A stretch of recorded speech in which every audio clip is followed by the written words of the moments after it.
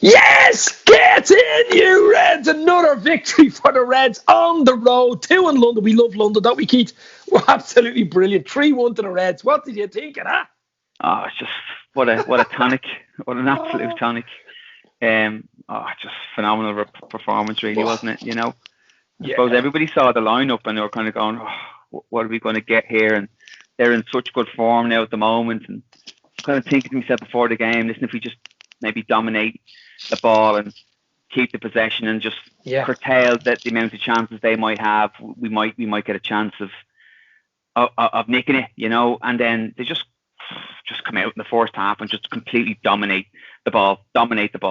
And it's looking like it's going to be one of those. And I'd say West Ham went in at half time kind of going, do you know what?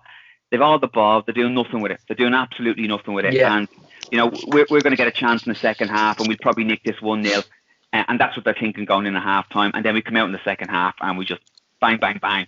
And the game is over in a couple of minutes, you know. And it was just back to the way, you know, we were certainly last season. It was just clinical. Just everybody was just phenomenal. You know, obviously Alisson didn't have a huge amount to do, but you know, full-backs, centre half, Nat Phillips today was just who's Ben Davies? You know what I mean? I mean, he must be in a shout now. I know. Okay, that was the breaking news as well, as you know. Ben Davies from Preston North End, 25-year-old left-sided centre half, a $2 million deal agreed. I think he'd only 6 months left on his contract, so Preston probably jumped at that. Although I know a lad in Preston who's telling me that he's a real talent. A lot of teams Premier League teams are looking at him last year. I think they had a run in the Championship. They went close to getting into the playoffs. Preston.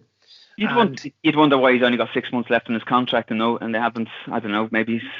No, but maybe Premier League teams have been sniffing around him, saying you hold off now till summer, and someone will come in for you. You know what I mean? Don't sign the contract. Yeah. I mean, I don't know a huge amount about him, but he's 6 foot. He's a centre half. He's 25.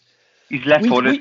He's left-footed. You know, and he chips in with the odd goal. So you know, hey, listen, you got to trust the scout. The scouting has rarely let us down from that perspective. Exactly. So. Yeah.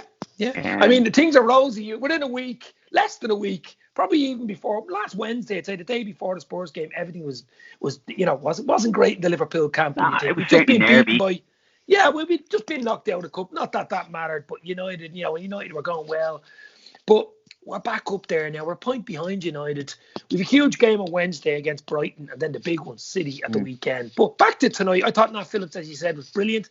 Mo Salah, I mean, he is capable. This is the thing people forget. He's 15 league goals. 50. He's top goal scorer. And he hasn't really been you can't say he's been at his best. I mean, wow. But people say he's not been at his best. His just standards are so high, to be honest with you. That's what I mean. You know, like, he's still banging in. He's got 15 league goals this season. He's 3 ahead of anybody else. Like, you know, it's phenomenal. It's absolutely phenomenal, you know. So, and like, you can go on about him having a bit of a quiet patch and not scoring for 40 odd, whatever it is, you know, but like, he's still top goal scorer, and he has that in his locker. Like, the first goal is just like, you know, it's quick feet, and there's very few people on the planet who can finish like that. There's very few people on the planet who can finish like that. 3 or 4 defenders around it, you know. You know what he's going to do, though. You know what he's going to do, and you still can't stop him, though. Everton. Remember, you still can't stop him. Years ago. Can't stop him. Top corner. Yeah. And the second goal, then. The second goal of the season so far, I think. The touch and the finish. It's a one-touch pass in football as well, the way it goes. So it's You've got a fan beside you there. Yeah. His son's just walked in there and he's doing all these hand signals and I've no idea what he's. Yeah, well, I'll see what he wants. You want to get your bag? Go get your bag then. Hi, Ethan. Hello.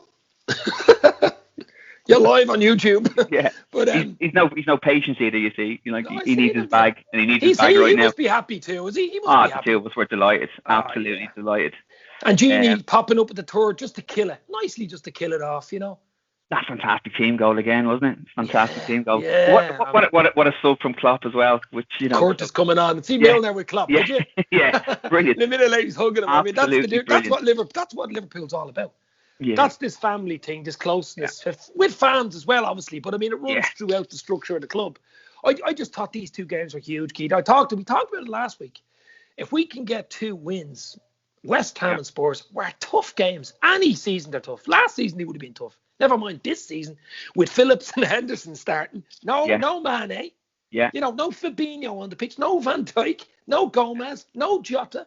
I mean, that's two phenomenal results. The important thing, and we had a quick chat about this before the match. The important thing for me is that the system is good. The system is absolutely fine. Yeah. The system is back working. So once the system is working fine, we do have that. And there's very few teams, I'd say, out there who can do it. But we have the capability to bring people in to the system.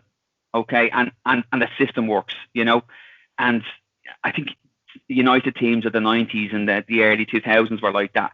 You know, they could just bring in second string players, but the players all knew exactly what way they fitted into the system, so the system always works, and it feels like that with us now at the moment.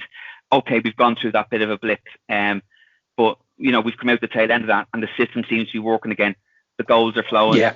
It just switches back on, like as if it's never been done away. With a huge amount of, I suppose, positivity and players still to come back in over the next couple of weeks. So listen, we're in good shape. We're in good shape. It's fancy us getting something against Brighton midweek, and then you know it's probably all on the City match. If we get a result against City, it's wide open again. If they win, you probably think it's going to be very hard to catch them, and I think that's what it's going to boil down to. I think the way you look at it is, I take it game by game. I mean, Brighton is as big as today's was. I mean, if we beat Brighton, we're going into the City game with 3 wins on the trot. The confidence is up. We're at home against Brighton, and we're at home against City. It's huge confidence if we can get the week. I think Brighton is a big game because of that fact. Just to keep it going, just to keep it going. Yeah, it maybe feels a little bit like the team have kind of gone into that camp now where, you know, it's almost like it's do or die. Every match is now pretty much do or die till the end of the season, and we've done it for the last 2 years. We've done that. You know, every match is do or die. So you could see us go on with a bit of a run here, you know, and that 3-game win go to a 5-game running streak, and if it goes to a 5-game running streak, we've obviously beat City. Yeah. And then we're looking at a fairly handy-ish on paper running system. Obviously, it didn't work out for us the tail end of last year into this year, but on paper, apart from United away, it's not the worst run-in you could ever imagine. And you look at the last week as well, what went with us, Keith. Yeah. Some of the results went with us as well. I mean, Leicester got beaten by Leeds 3-1 today. Yeah. United have been beaten and drawn in the last 2. You know what I mean? Chelsea won today, but they'd lost the last week. Like, there's teams losing, or Spurs are actually losing 1-0 far as I know against Brighton at the moment. I mean, everything's just falling into place. And if we can beat Brighton and then City, I think it's game on if we be in the next 2. It's game on. Oh no, it absolutely is game on. But you want to take yourselves out of a a race for 4th finish. You want to be going for the league now. You know, so let Spurs, let United, let Leicester and Chelsea battle it out for those last 2 positions. You want to be in the situation where you're on the coattails of City, waiting for them to trip up, so you can maximise that opportunity. That's where you want to be. I think we're probably getting there, to be honest with you. But as you said, 1 game at a time. One game at a time. Yeah. I thought Henderson Phillips though tonight, the combination was very good actually. You think they played there all for years, wouldn't you? The 2 of them. Yeah. Henderson's a good talker though. We know that from when he's the captain, of course. But you know, he's a good man to have beside him. He'd be saying man on and all like you wouldn't a 5-a-side. Most players don't do that anymore. Yeah. Like, man on, time. You know, Phillips scrambled very well when he had to. He stuck his head in where he had to. He made a couple of good clearances. You know, so literally out skill. I was actually thinking earlier on, like you could see him playing beside Van Dijk. You know, where Van Dijk is doing all the mopping, the Rolls Royce, the Rolls Royce stuff, and Phillips is just putting his head in. You know, Phillips is like the diner. The diner, I'm doing all the heavy lift and throwing the stuff into the back of the diner while the Rolls Royce just roars beside you. But as we say, I mean, things are looking up certainly in the last week or 10 days. We even as you said in the United games, even though we only drew and we lost ultimately, but you could see there was sort of a change in the mentality of Liverpool and the confidence. You could see it even in the games, couldn't you? And it's brought forward to these 2.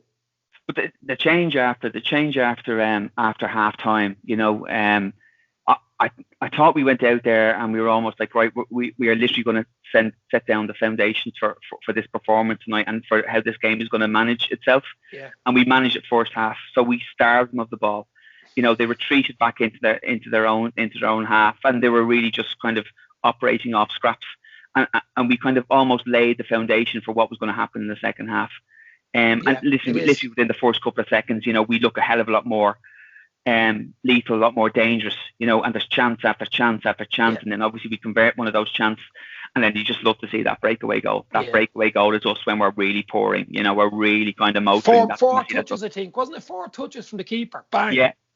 Yeah.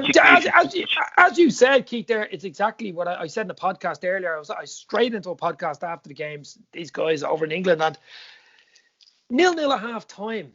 I was actually okay because we controlled the ball so much, but it's about laying foundations. It's about putting in the concrete so that you can build the bloody house in the second half. And that's what we did. Because usually in games we're 1-0 down or we're chasing it. We weren't chasing it in the game. You know what I mean? The amount of running they had to do just to keep up in the first half. That's it. We killed them. We drained them. We absolutely killed them. And then obviously in the second half, the 2 centre halves get yellow cards. Yeah. Stopped them putting their boot in. Suchek, in my opinion, should have been sent off for his high challenge on. Could have been, yeah. Yeah, that was a dangerous. John Moss. Did John Moss do the same thing Sadio against City that time? It was John Moss, wasn't it? I think so. When he got sent off for a high boot. Yeah. So listen, if you're giving out red cards, you should be yellow cards. And anyway, it doesn't really matter. But I think they were moved around so much in that first half that West Ham came out and they were a yard off the pace in the second half, and we just killed them. Yeah. Quick fire. Quick old school, like the last 2-3 years, what we've been doing. Last 2 seasons, yeah. And I mean, it's more impressive doing it with the players that are on the pitch, Keith. Because I mean, I was a little worried. Even Spurs game, I was a little worried. But they've shown us that this team, the mentality monsters thing, has kicked in the last week or two as well. I think Klopp had a big meeting with them. I know after the United game, apparently in Kirby in that training ground, and obviously he blamed himself for the Burnley win. I heard him after the match saying it was his fault. Whatever orders he gave out in the Burnley game wasn't the correct order. So they're literally following to the strict rule. Whatever Klopp tells them to do, that's what they do. Yeah. And so he'll take all the kudos for these 2 wins. But Keith, we'll leave it at that. It's looking good at the moment. We've a big one Wednesday and then a huge one next weekend. And welcome to Liverpool, Ben Davies as well. Yeah. It's good, isn't it? Straight in against City. What? Straight in against City. Yeah, give him a good week to train. Well, I don't think you'll probably see him a sniff against Brighton. It'll be a bit early, but we shall see. And Fabinho, I think, is back for Brighton, and Mane should be back as well. He'll be back, yeah. It's looking rosy. So I'm hoping Liverpool can brighten up my Wednesday. Get the 3 points. Stay safe, kid. You're working on that one all day, were you? I'll talk to you. All right, look after yourself. Take care. Cheers. Bye.